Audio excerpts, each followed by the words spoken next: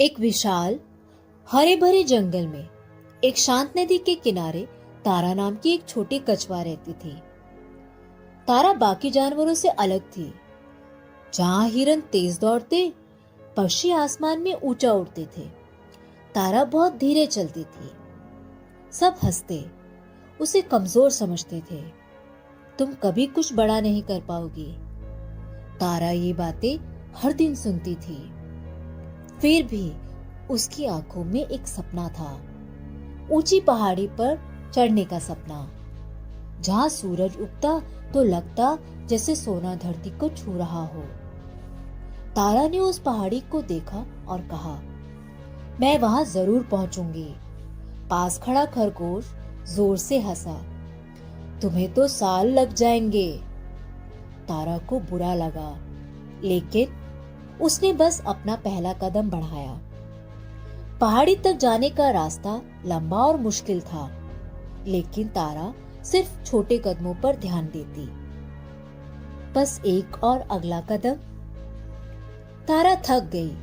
उसने देखा पहाड़ी दूर थी। उसे शक हुआ, क्या क्या ये मैं कर पाऊंगी?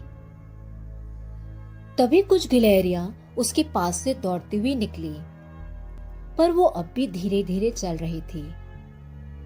तभी तेज बादल छाकर बारिश शुरू हो गई। तारा थोड़ा नीचे लुढ़क गई। उसने पहाड़ी की ओर देखा। इतनी मेहनत के बाद मैं फिर पीछे आ गई। उसे अपनी माँ की बात याद आई, धीरे चलना गलत नहीं है, रुक जाना गलत है। तारा चलती रही और धीरे धीरे कुछ बदलने लगा। जो जानवर पहले हंसते थे उसे देखने लगे। तारा का शरीर पूरा थक चुका था, पर दिल अब भी मजबूत था। आखिरकार आखिरी कोशिश रंग लाई। वो चोटी तक पहुंच गई। सूरज उग रहा था। सुनहरी रोशनी पूरे जंगल में फैल चुकी थी। तभी सब जानवर उसके पास खड़े हो गए। तारा मुस्कुराई और बोली, मैंने तेज नहीं दौड़ा, बस कदम उठाती रही और रुकी नहीं। दोस्तों, इस कहानी से हमें यह सीख मिलती है, हमें तेज होने की जरूरत नहीं है, हमें परफेक्ट होने की भी जरूरत नहीं है। हमें तो बस चलते रहना है।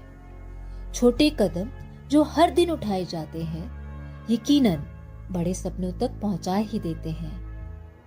कभी हार मत मानो, तुम्हारा सफर मायने रखता है।